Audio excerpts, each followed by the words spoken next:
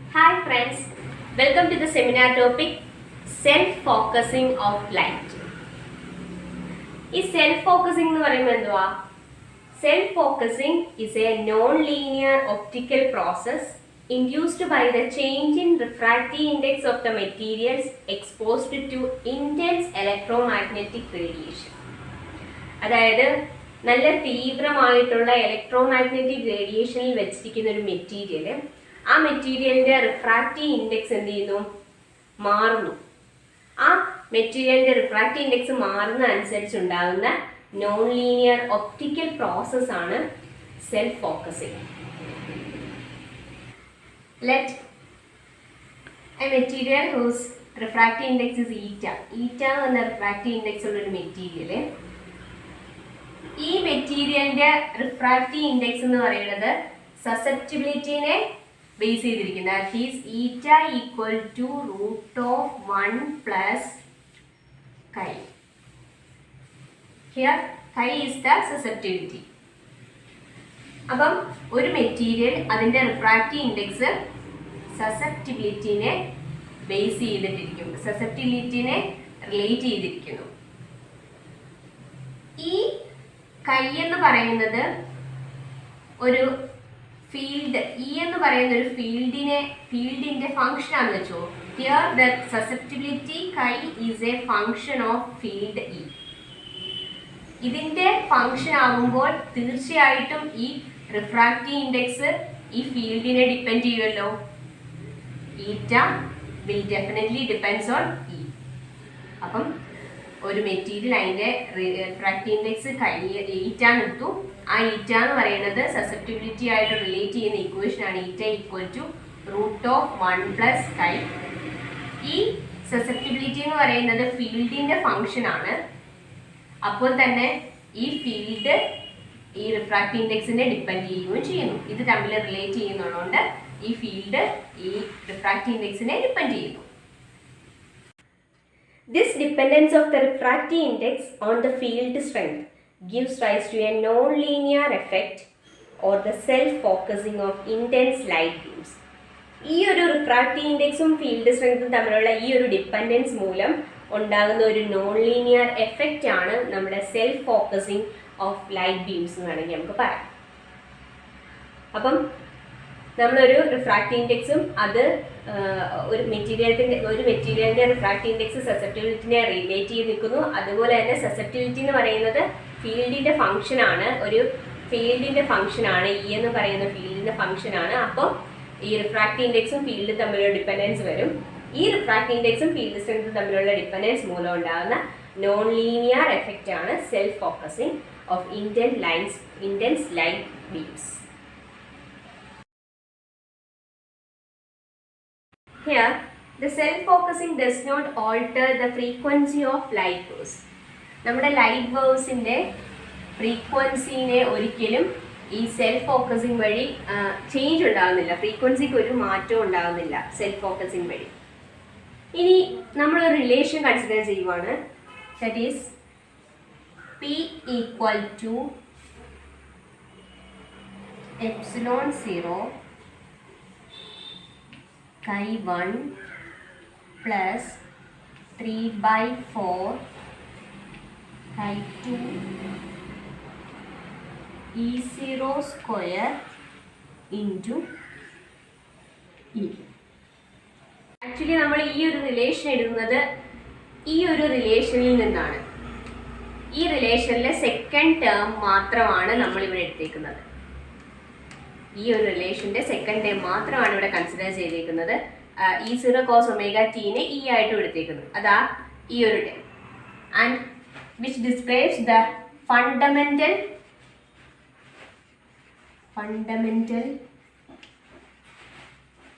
harmonics.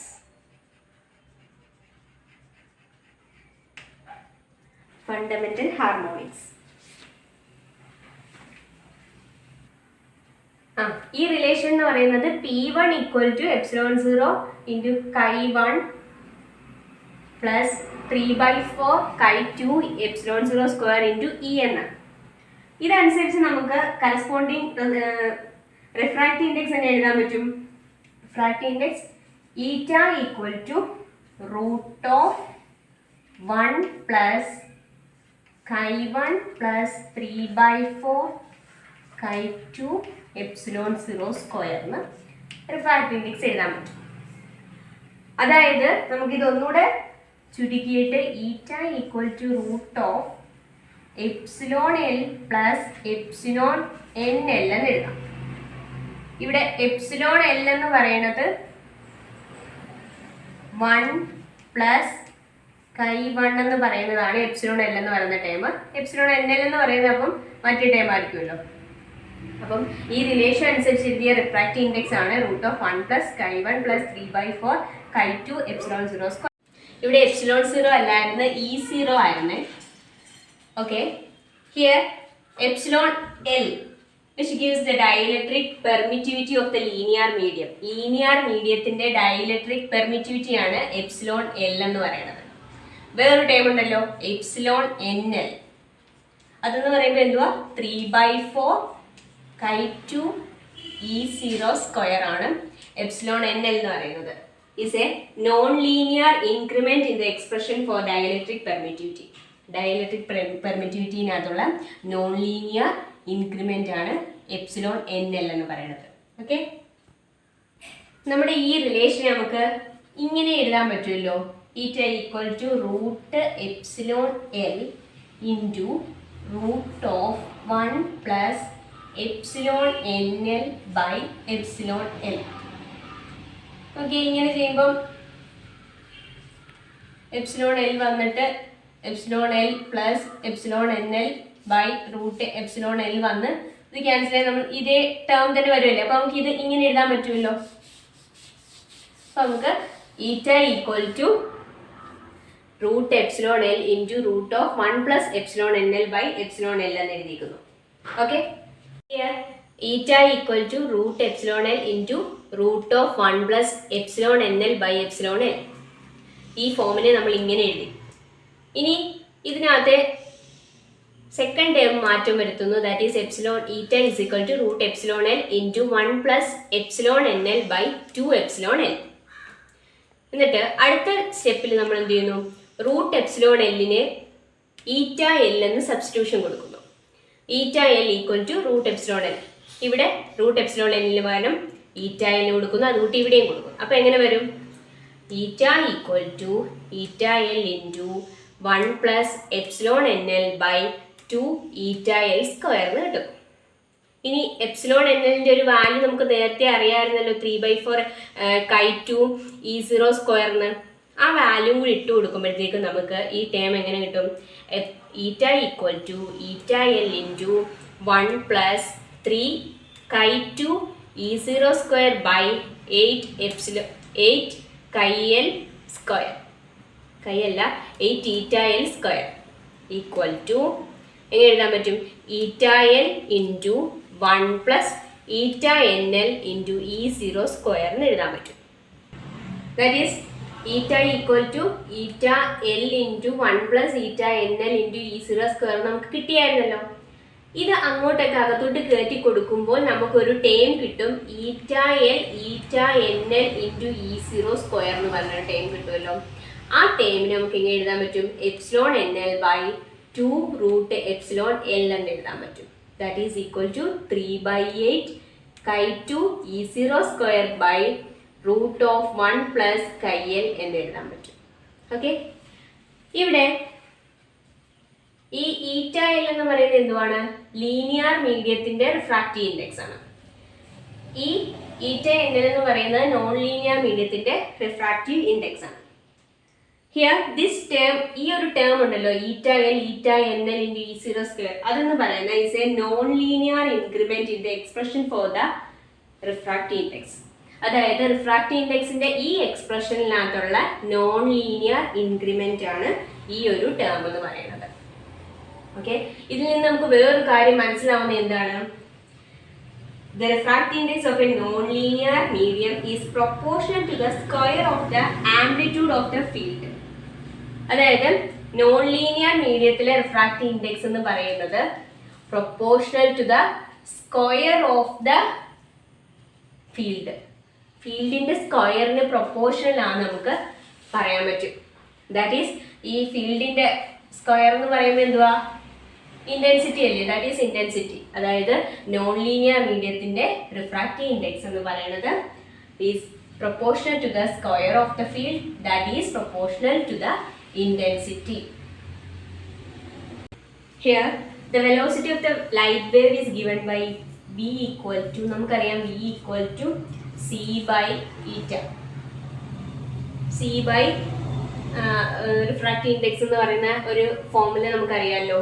അതനുസരിച്ച് നമുക്ക് എന്തോ പറയാൻ പറ്റും, since eta decreases owing to the falling of the intensity of the light beam. നമ്മൾ നേരത്തെ ഈ നോൺ ലീനിയർ കേസിൽ ഈറ്റ പ്രൊപ്പോർഷണൽ ടു ഇന്റൻസിറ്റി പ്രൊപ്പോർഷണൽ ആണെന്ന് പറഞ്ഞല്ലോ. അപ്പം ഇന്റൻസിറ്റി കുറയുന്ന അനുസരിച്ച് എന്ത് ചെയ്യുന്നു, ഈറ്റ കുറയുന്നു.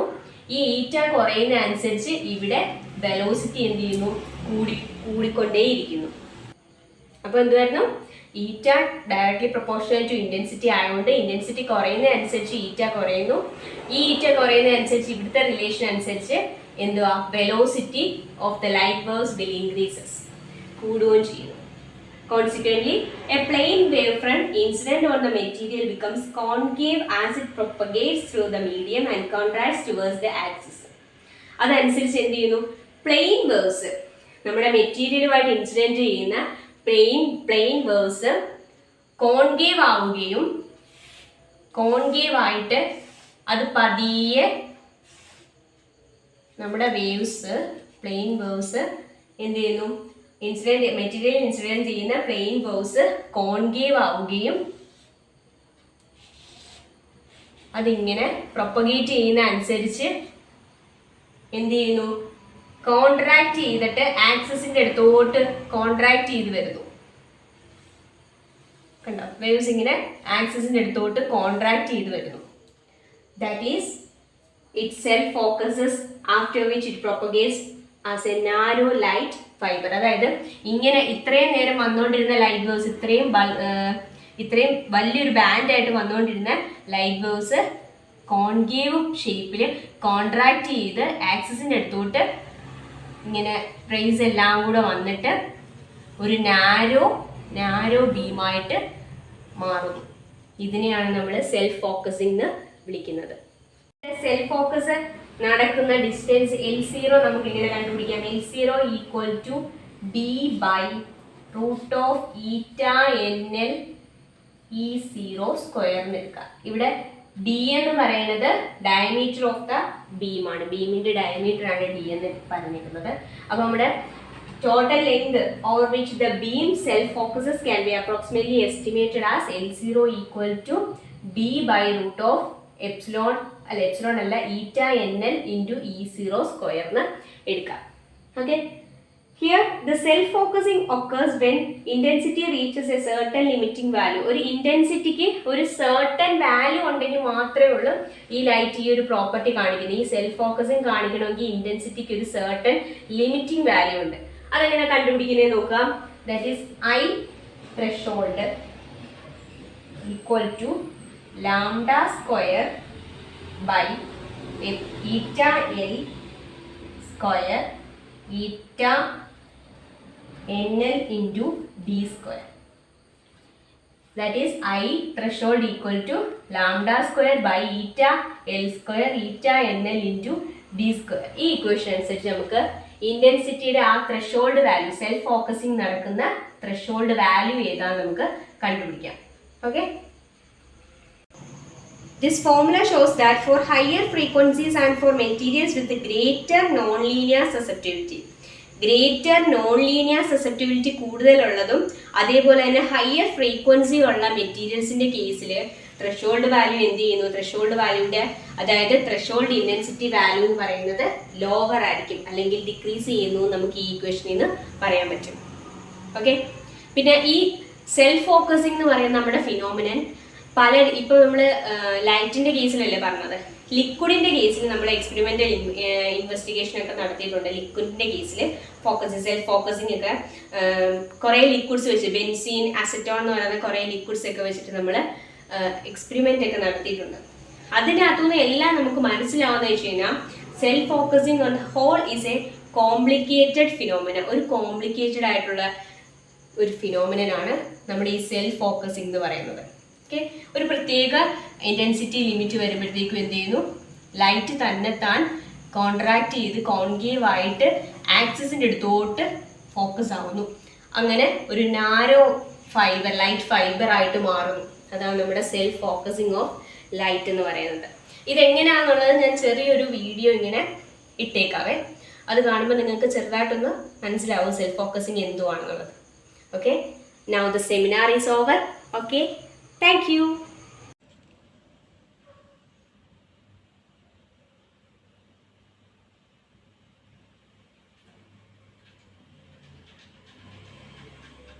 കണ്ടോ, പലതരത്തിലെ സെൽഫ് ഫോക്കസിങ് ആണ്.